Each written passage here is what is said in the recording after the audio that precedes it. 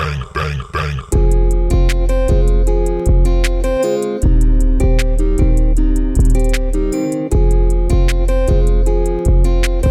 Hey guys, it's Anaya back with another video. If you're new to the channel, welcome. Go ahead and hit that like and subscribe button. Also, if you clicked on this video, that means you are supposed to watch this video. But I always say test the spirits before any word. So, just because you click on something does not always mean that it's a word for you. But I feel like this is a major key for a lot of people. So a few months ago on my Instagram page, I posted a video about how forgiveness is key. And basically, a video about unforgiveness pretty much. And so recently, I have a lot of videos for you guys. I have a lot of video ideas, but I specifically wanted to know what the body needed right now at this point where they are at their life and who my audience is. I wanted to connect personally with my audience. So I made a post and, there was a lot of good ideas that was coming in, but it just wasn't fully sitting completely right with me. But one of my sisters, her name is Christina. So shouts out to Christina for this video. I don't want to say sponsored, but I feel like this video it has her name written all over it pretty much. And I had got several confirmations to do this word about unforgiveness and stuff like that. But this month, how people usually associate the month of March with luck and, the leprechaun and who, what. But right now it's very important to forgive because the Lord, he blesses his children daily, but he wants to bless his children more than they can even imagine. But it's kind of hard for him to bless his children that much if they have a whole bunch of unforgiveness in their heart. And so what I really truly want to do, because, as I said in my last video, a slogan that the Lord has given me is to represent God so the enemy does not come to rob. I know it sounds corny, but that's something that I'm going to start saying in the beginning of my videos. But with that being said, the Lord wants to bless all his children, but it's very hard for him to do that if all of his children have a stone in their heart for things that happened to them in their past and stuff like that.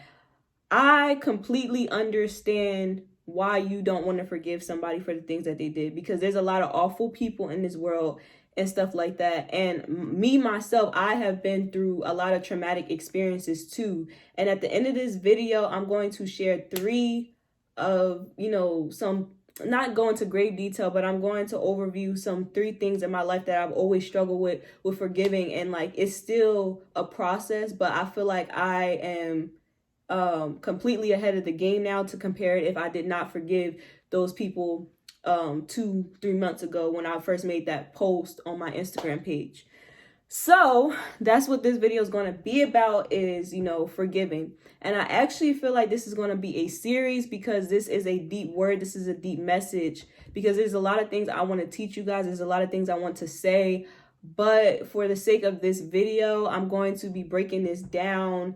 And I feel like forgiveness is the whole theme for March, because in order to grab these blessings, in order to completely be an obedient child of the Lord, you have to forgive just as he has forgiven you time and time again. Because if the Lord did not forgive you, you would not even be alive. You wouldn't even be where you are right now if he has not forgiven you and had died on the cross for you. So in order for you to be a kingdom ambassador or be I can't even think of the word right now, but pretty much be a face for the kingdom, you have to resemble God. You cannot be out here like, oh, I believe in God, I love God, X, Y, and Z, but you don't love his other creations because they did you wrong in the past. That don't make no sense. It don't make no sense. So, but let's go ahead and get into the word.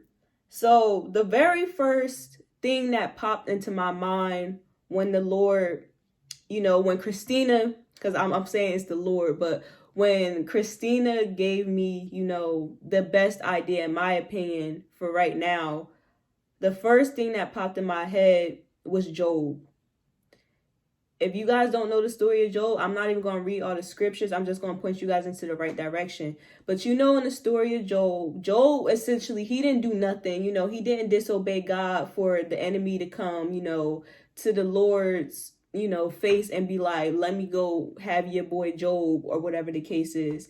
Because in the beginning of the story, you kind of notice that, that God was, how to explain it? He was bragging about Job pretty much, like, oh, have you considered, my son over here, he obedient, he loved me, this and this and that, he feared me. And the devil's like, but does he fear you for nothing? But does he fear you for nothing? And so the one specific scripture that stuck out the most throughout the whole story of Job was Job 42:10. And I'm not going to read that. I'm going to just put everything in the description box like I always do. But 42:10, after, this was like the last chapter of Job. After all the crap that, Job went through, his friends was over here beating him up, talking about, oh, you must have did something for the Lord to be letting this happen to you, letting that happen to you, X, Y, and Z. You must have did something. And at the end of the story, it said, after Job prayed for his friends, then Job got blessed double. Job got blessed. Everything that was taken away from him in that season, everything, his, people who passed away, he had sores on his head. He was just a hot mess. After he prayed for his friends, after he prayed for his enemies, after he prayed, he got blessed. And he didn't even just get blessed, he got blessed double, twice, two. Like, so if you read the whole book of Job, you understand that Job's friends was like beating him up, coming down at him. It was just awful. Job didn't deserve that. But the thing about Job thought he was saved based on his righteousness, because he believed that nothing wrong could happen to him because he was always obedient to the Lord. And, the devil came to test that, to put God to the test. Like, oh, well, your son not going to continue to be obedient. Your daughter not going to continue to be obedient without you blessing them all the time. Without you protecting them all the time. Because that's just like a child. But it was true, though. It definitely had some truth to it. I can't say it was completely true, because the devil, all he do was lie. But it had half truth in it, because it's like, a child don't really always respect their parents unless their parents is giving them money. Like a spoiled child, let me not just say a child, but a spoiled rich child, like a Beverly Hills child, or whatever the case is. Like, the parent give the child money all the time, $500, $10,000, X, Y, and Z, and then the child do something wrong, whatever the case is. The parent be like, all right, now I gotta punish you. And the spoiled child like, punish? What? That's not even my vocabulary. I don't even know what punishment is. Like, that's kind of how Job was coming. Job was like, okay, I didn't do nothing. Why all of a sudden am I not getting my $500, my $10,000? Because in this instance, Job really didn't do nothing. I'll just use Beverly Hills children because that's the first thing that popped in my head, or whatever the case is. But, they didn't really do anything. Like, he really didn't do anything. And he still got touched by the enemy. But it was only because the enemy was trying to put God to the test. He was like, or not even really God to the test. He was trying to put his child to the test. Like, oh, your child not going to be obedient to you if you don't give him money, or if you don't give him this, or if you don't shelter that, he not gonna be obedient to you. So God was like, I bet he still is gonna be obedient to me. Let's try it out. And in the beginning, Job was still holding on to the Lord. He didn't curse the Lord. He didn't say nothing bad about the Lord. But as things kept getting worse and worse and worse, Job was like, all right, I'm done. I don't understand what you want from me. I'm really not feeling this. And he went on and on and on. But I just suggest that you guys read the book of Job. But let's get deeper into this message, because we are already 9 minutes in, and this is why I have a notebook, because I'm always rambling. But we wouldn't truly appreciate God if we didn't go through certain things. We wouldn't sit here and truly appreciate him blessing us. We wouldn't sit here and we pretty much would not appreciate him if we didn't go through certain things. And that includes us being tried and dealt with the people that are close to us, or just people who taught us, treated us nasty in the past. So let me explain something about demons. This is something that the Lord has given me early on in my walk with the Lord. He let me know that how demons activate off people. When people be like, oh, people need deliverance, they got demons on them, X, Y, and Z. Demons remind me a lot about fleas. Fleas, right? So you know how your dog, your cat, whatever type of animal you have, they have fleas. You don't take the belt and go beat your dog because it got fleas. Right? You don't do that. Like, you just like, they got fleas, like, I gotta get them clean. Like, you annoyed because you don't like fleas either, because they hopping on you, you scratching X, Y, and Z. That's the same thing with humans. That's the same thing with people, pretty much. Demons are like fleas. A lot of people have demons on them and they don't even know that they're there, because sometimes dogs don't even know that they got fleas. They don't even really know what a flea is, to be honest. They just kind of like, I just know I'm scratching. And that's the same thing with humans, or with people. Let me stop saying humans like I'm an alien or something. But that's the same thing with humans, like, or people. They over here like, I'm angry all the time. I want to fight all the time. I want to curse that person out all the time. I want to make that person feel bad about themselves. And I don't know why. It's because those demons are on them. That's the same thing with a dog. Hurt people hurt people. Sick people infect other people. That's something that the Lord has given me. He showed me that time and time again. Because I always heard people say hurt people, but I really never understood that, because I'm like, well, be better than them. Be better than them. But from my personal experience, hurt people definitely do hurt people, because and like I said, I'm going to go into detail about my personal situation and some things that I went through. But pretty much, like, all the stuff that I've been through in my life, I saw myself putting it on somebody else. Me and that person, we cool now. Me and that person, we still friends. That's my best friend till we die. But I did a lot of stuff to him because that stuff was done to me. But let's move on. So what happens when you don't forgive? It stops blessings. It stops healing. The devil wins and the cycle repeats. You snap at people. You hold other people to the same expectations of the people that hurt you. And you wait to attack. Okay, these are just the things that I have personally experienced with my unforgiveness with people. So there's other reasons why people, what happens when you don't forgive, but these are just some of them. So you're supposed to, surrender and let the process be taken over by God. And I got that from Isaiah 1:18 through 20. And so I'm just going to share another quick testimony. Not a testimony, but it's a quick story. So earlier today, my mom, I'm not going to put all, my mom's business out there, but I'm just going to highlight something. So over the past 2 days, my mom's been, dealing with certain stuff.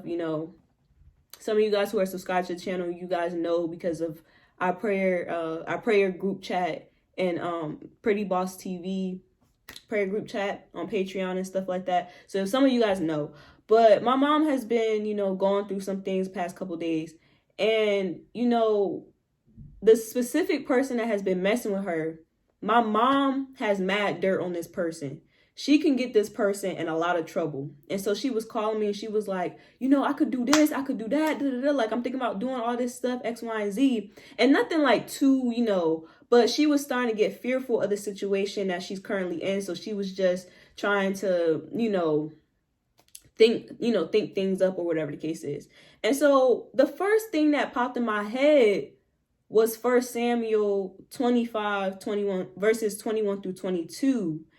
And this is the story of David and Abigail. So there's a lot of revelation in David and Abigail. But the one thing that stuck out in this situation, and I'm gonna actually read it for y'all so y'all can get the whole context of what I'm saying right now, because I feel like it's very important. If I don't read it, it's not gonna make sense. So it says David had just said, it's been useless, all my watching over this fellow's property in the wilderness, so that nothing of his was missing. He has paid me back evil for good. May God deal with David, be it ever so severely, if by morning I leave alive one male of all who belong to him.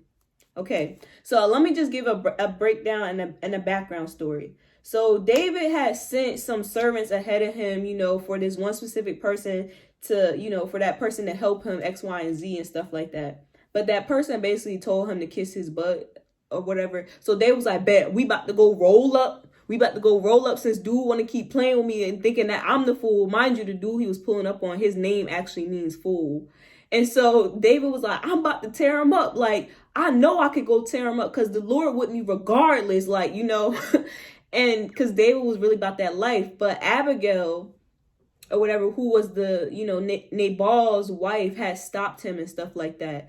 And so after, she stopped him and calmed him down, David was like, praise be to the Lord, the God of Israel, who has sent you today to meet me. May you be blessed for your good judgment and for keeping me from bloodshed this day and from avenging myself with my own hands.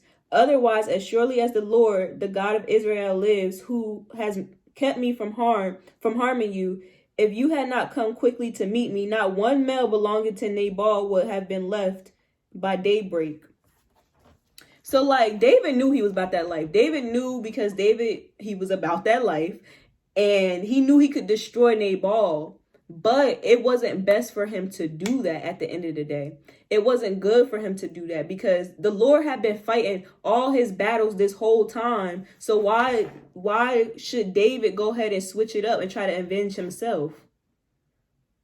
And it's funny because I'm sitting here talking about that, but the Lord just brought me to a Proverb 27. That's so funny. I love how the Holy Spirit works.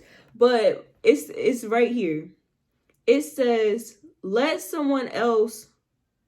do not boast about tomorrow, for you do not know what a day may bring. Let someone else praise you and not your own mouth, an outsider and not your own lips. Okay, so the reason why I feel like the Lord brought that up to me, because it kind of relates to what I'm saying in a sense, because, even with the whole praise thing, basically, you don't need to be avenging yourself. Just let the Lord handle your battles. Just let the Lord handle your battles. I'm going to come back to that. Maybe the Lord has more revelation on that later, and I'll come back to that maybe in a different video. But pretty much, you don't need to avenge yourself. Let a fool be a fool. Let Nabal be Nabal, because that was his name. His name meant fool. So anyways, getting back to the whole thing with my mom, I had to basically explain to her that, like, we know that you can, because my mom, she wasn't trying to play, unfair or nothing like that. Like, she was playing fair. Like, her reasons was valid, just like David's reasons was valid. Like, but I had to explain to her that that's just not the way to go. And so even with Samuel, let's go back to 1 Samuel 20 chapter 15 verses 24 to 25. So this is the story when Saul literally, this was it. The Lord was like, you start and lean on your own understanding. This is when Samuel told him to wait 7 days before he sacrificed the little lamb or whatever the case is. Like I said, go back, because I'm just paraphrasing just to get this message out. But this is when, Saul was no longer going to be king over Israel, because he leaned on his own understanding. And so actually, let me read this to you again, because I feel like it'll make more sense if I read it to you guys on the video. So this is, again, 1 Samuel 15, verses 24 through 25. And it reads, Then Saul said to Samuel, I have sinned. I violated the Lord's command and your instructions. I was afraid of the men, and so I gave in to them. And so I just wanted to read that. So sometimes with certain situations, especially with the situation my mom was in, we begin afraid and we, afraid of certain stuff, or we want to suppress emotions or whatever the case is, just, so we don't have to face opposition, because we have a fear of missing or a fear of meeting opposition.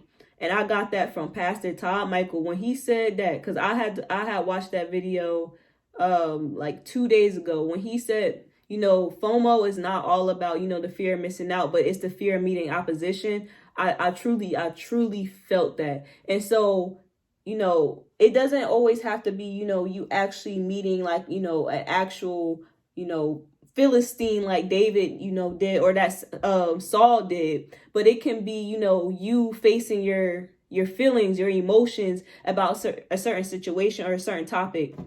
And so now, even though Saul started leaning on his own understanding, the Lord still gave Saul 42 years to fix his mistakes. He probably could have easily, became the king again if he would have changed his ways throughout that 42-year process.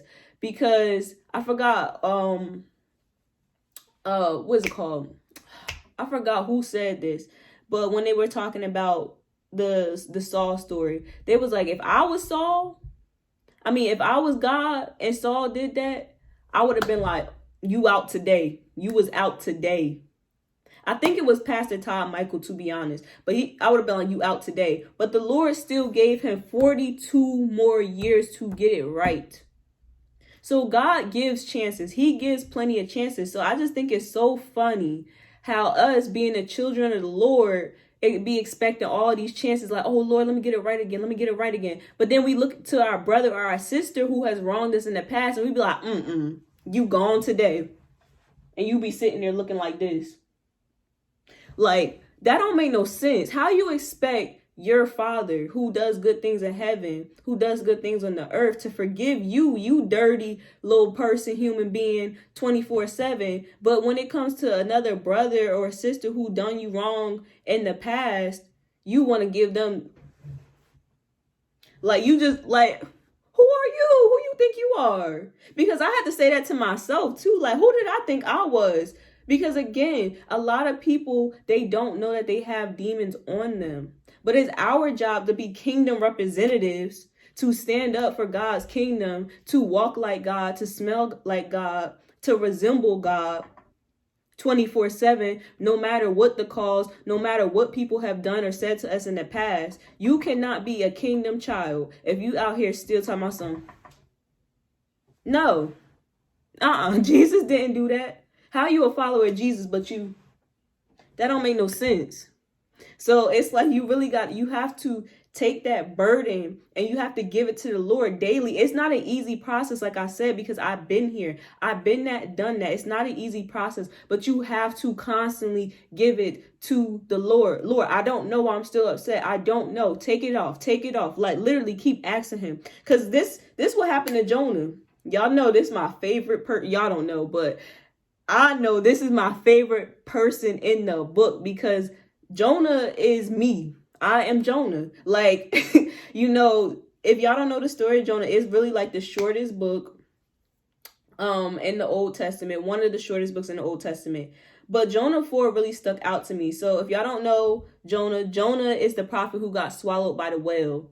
God told Jonah to go tell this wicked, evil place, Nineveh, or anyways, he told him to go tell this town that all this destruction and stuff was going to happen and X, Y, and Z. And Jonah was like, I'm not telling them that because I already know you're going to forgive them. I already know you're going to be a gracious God, and you're not going to do nothing to them, because you're going to give them a chance for them to change their ways. So I'm about to go run. And so the Lord was like, big fish, go swallow that man, because he running from me. I don't know where he think he going. Like, I don't control the moon, the stars, and the whole entire universe, but okay. And so, he got swallowed by the whale, and then Jonah, eventually he went and he did what the Lord told him.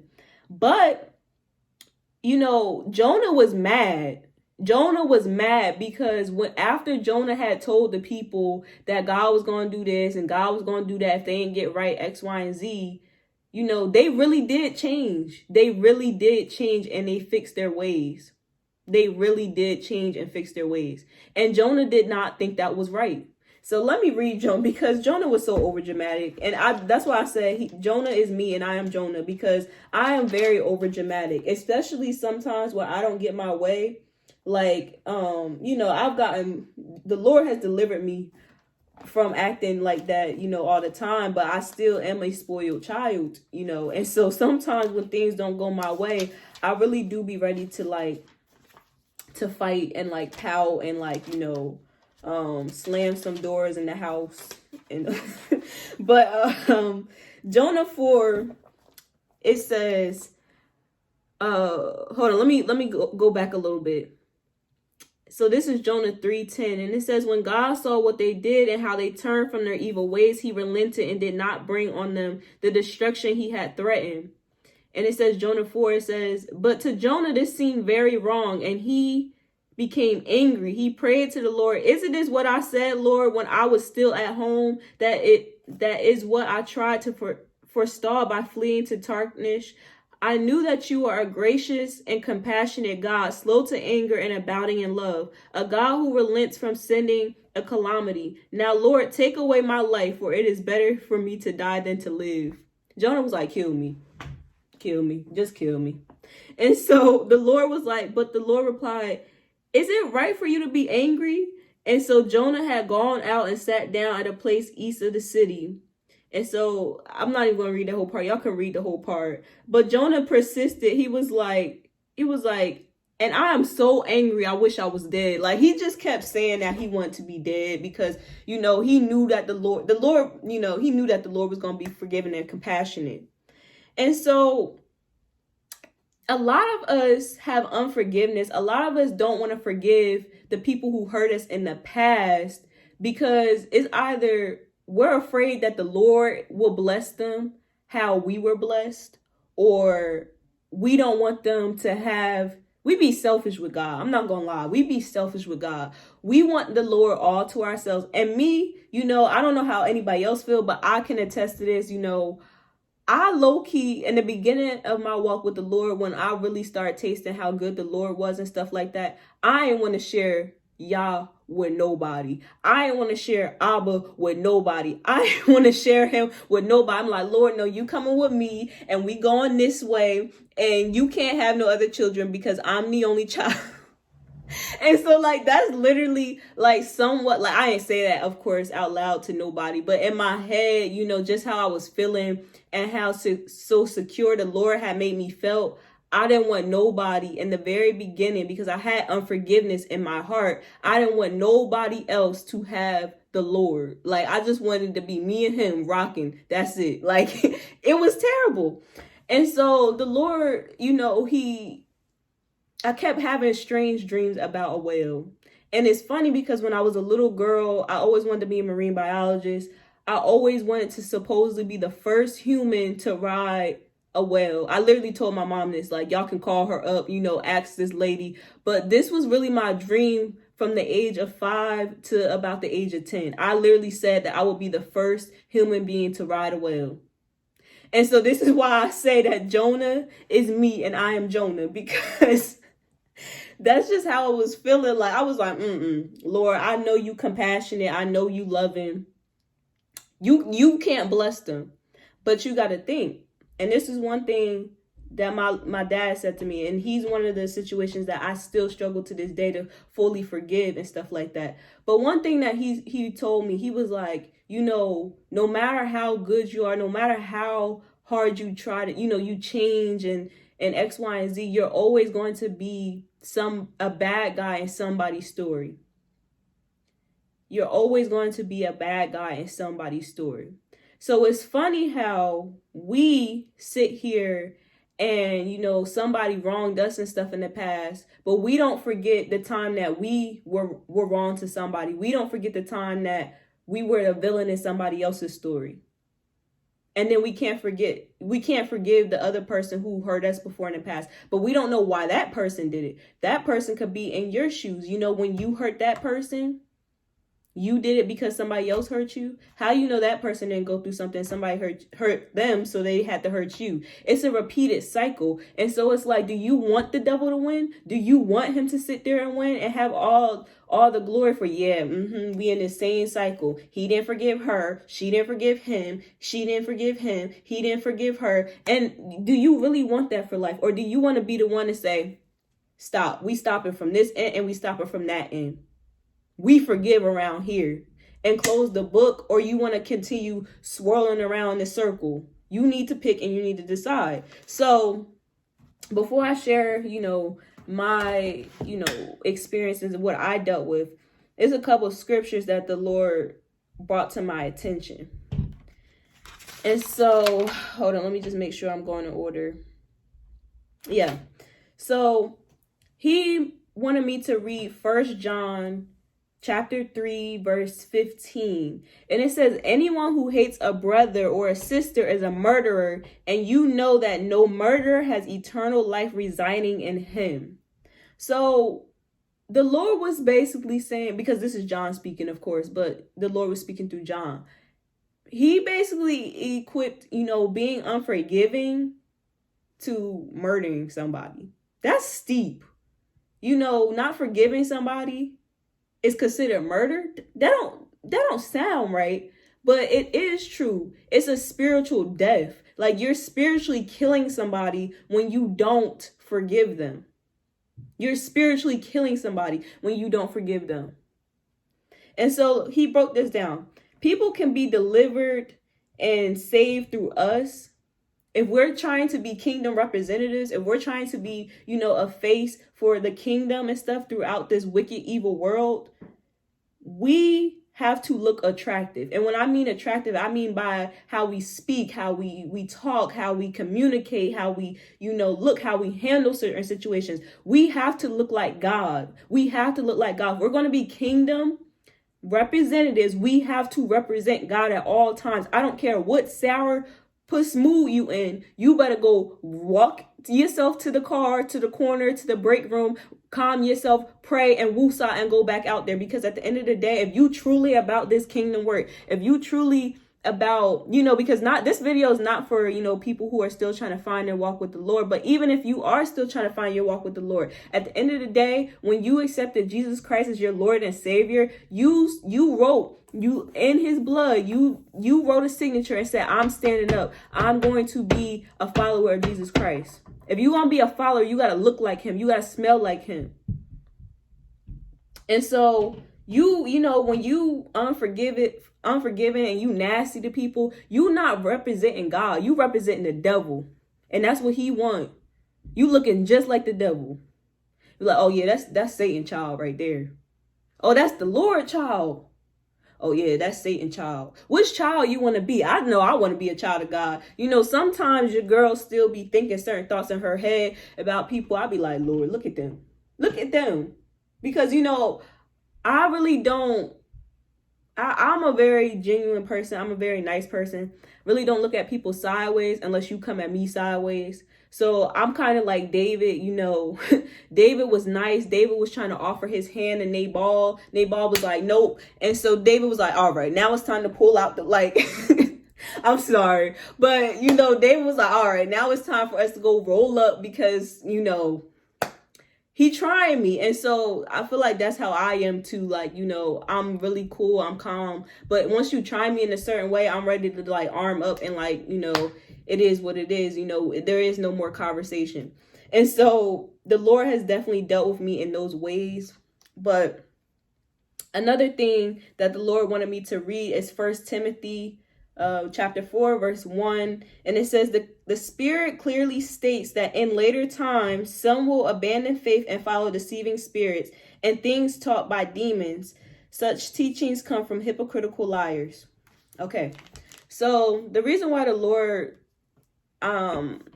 pointed me to that direction is because, again, this is more so for people who are really trying to be kingdom representatives.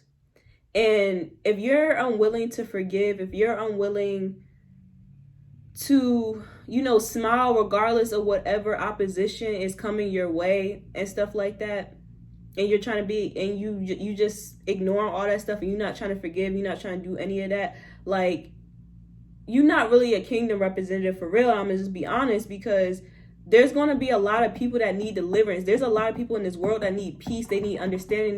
They need clarity and stuff like that. And so if you're not willing to be a representative for God, if you're not willing to stand up and be the opposite compared to what everybody else think you're going to do, or feel like you should react and stuff like that, if you're unwilling to do that, then you're really not a kingdom representative. And I just have to be honest and say that, because the Lord was putting that on my heart in the beginning of, when I was still starting my walk, with the Lord. Because I like to put July as my date as officially, truly walking with the Lord. Even though the Lord has always been a part of my life since a young girl and stuff like that, I want to say officially the right way was in July. And around August, August, September, I was like, nope, nobody can have my dad. He only belongs to me. Y'all better go find your own daddy, but you can't have my daddy. And so, like, that's kind of how I was like thinking. And, it was terrible for me to think like that, because the Lord didn't just create me. He has many children. Jesus Christ of Nazareth, Yeshua HaMashiach, like, he was the Lord's first son. So imagine if, Jesus came down, was like, so all y'all going to hell. I'm the only child. And, I'm going to dwell in heaven. So I just came down here to tell y'all going to hell. And I'm going to go ahead and dwell in the house of the Lord forever without y'all. We all would have been like, what? Like, and so, like, that's basically, if you're trying to be a kingdom representative, that's basically what you telling people that you haven't forgave yet. You basically telling them that, like, hey, you're going to hell. You don't have no daddy. You don't know your daddy. And so you just, like, like, that's just basically what you saying. But imagine if Jesus did that. All of us would just be in hell. But no, God is abounding in love. He's forgiving. He's patient. He's kind. He's compassionate. You name every good thing in the book, and that's what our Father is. So who do you want to resemble? Don't you want to resemble your father? I know I want to resemble my father. I don't want to resemble the devil. I just don't. He ugly, stink, nasty. He probably fat, low key. I'm not even gonna lie. But that wasn't the Holy Spirit. But but let me just go over 3 things that I have dealt with, because I'm gonna wrap this video up, because I feel like it's gonna be a little long if I keep going. I feel like I should make this into a series. But 3 main situations that I went through was, 1, my dad, my earthly father. Not my heavenly father, but my earthly father. Me and his relationship has been a roller coaster. He has been in and out of my life since I was born.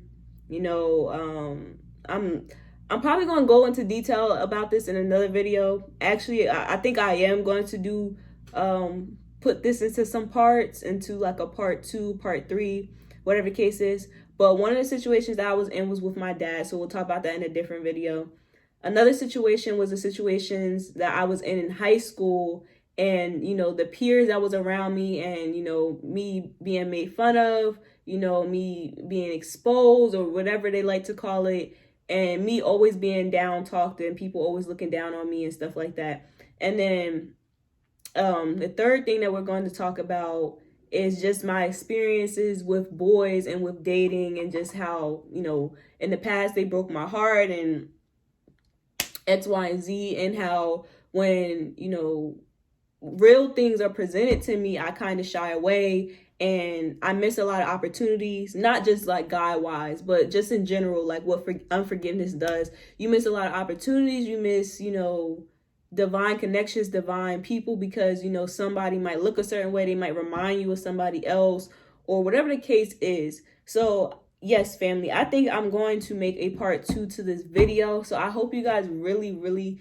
enjoyed this video. Please drop down in the comments if there's anything that you want me to specify in the next video about unforgiveness. please let me know. I am so open to ideas because I'm here to serve you guys at the end of the day and to smash and shoot up the enemy's camp on a daily basis, on a day and night basis. We dropping bombs, we dropping everything in 2020 and 2021 and beyond. I'm not playing with the enemy. Like I'm just not playing with him. I'm tired of him messing with the Lord's kids. I'm tired of him messing with the Lord's kids, his obedient and disobedient ones. So with that being said, I love you guys and peace out.